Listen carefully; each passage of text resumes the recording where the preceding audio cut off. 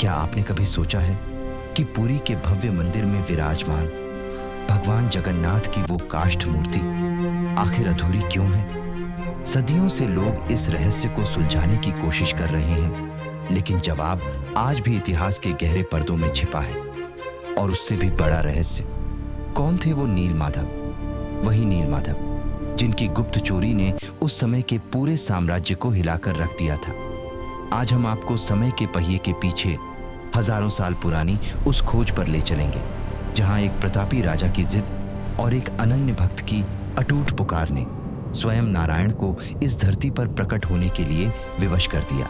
तैयार हो जाइए, क्योंकि इस कहानी के अंत में जो रहस्य खुलेगा वो आपकी सोच को हमेशा के लिए बदल देगा। यह दिव्य गाथा शुरू होती है सतयुग के उस स्वर्ण काल में, जब मालवा के प्रतापी और परम वैष्णव राजा इंद्रद्युम्न का शासन था। राजा के हृदय में भगवान विष्णु के प्रति आगाध प्रेम था, लेकिन उनकी आत्मा किसी अज्ञात सत्य की खोज में व्याकुल थी। एक रात राजा को स्वप्न में साक्षात प्रभु के दर्शन हुए।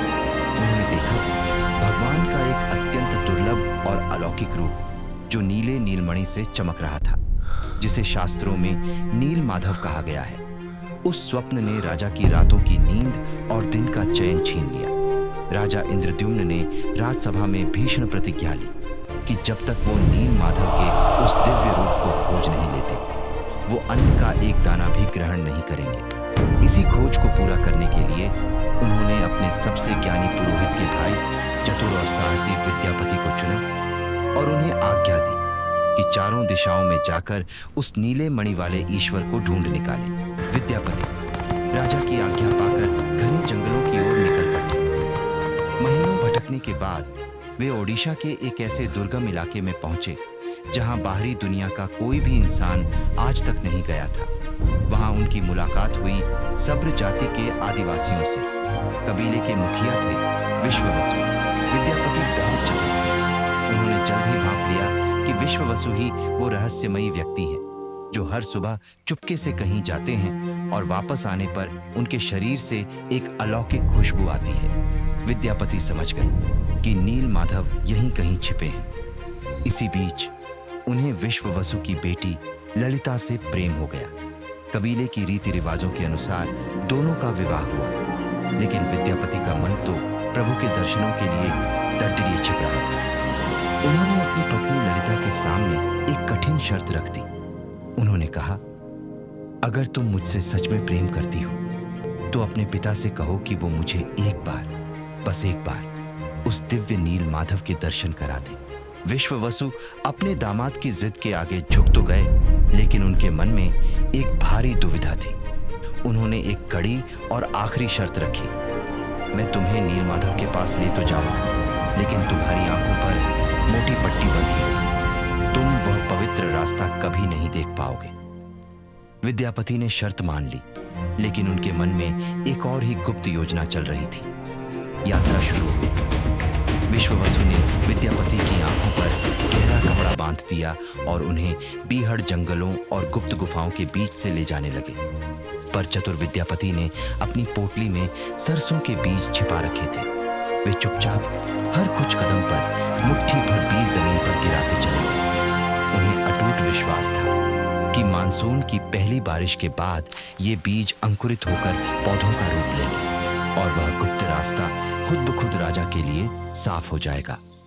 अंत में जब एक अंधेरी और दिव्य खुशबू वाली गुफा के भीतर विद्यापति की आंखों से पट्टी हटाई गई, तो उनकी आंखें फटी की फटी रह गईं। सामने साक्षात नील माधव विराजमान थे, जिनकी नीली आभा से पूरी गुफा हजारों सूर्यों की तरह चमक रही थी। ऐसा अलौकिक रूप जो पहले कभी किसी मानव ने नहीं देखा था। विद्यापति ने बिना एक क्षण गंवाए राजा इंद्रद्युम्न तक यह शुभ संदेश पहुंचाया। राजा की खुशी का ठिकाना न था। वे तुरंत अपनी विशाल सेना और लाव लश्कर के साथ उस गुप्त गुफा की ओर निकल पड़े। लेकिन जैसे ही राजा ने उस गुफा के भीतर अपना पहला कदम रखा, उनके पैरों तले जमीन खिसक गई। जहां दिव्य नील माधव विराजमान थे, वहां अब सिर्फ खालीपन और सन्नाटा था। भगवान अंतर ध्यान हो चुके थे। राजा क्रोध और ग्लानि से भर गए। उन्हें लगा कि विश्ववसु ने उनके साथ छल किया है और उन्होंने तुरंत कबीले के मुखिया को बंदी बनाने का आदेश दे दिया।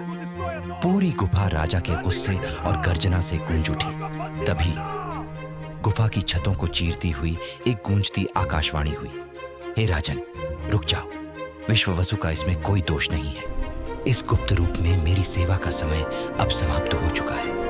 अब मैं नील माधव के रूप में नहीं, बल्कि दारू ब्रह्म यानी लकड़ी के रूप में प्रकट होऊंगा। जाओ और नीलांचल के तट पर उस विशाल लकड़ी के लट्ठे की प्रतीक्षा करो, जो समुद्र की लहरों पर तैरता हुआ तुम्हारे पास आएगा।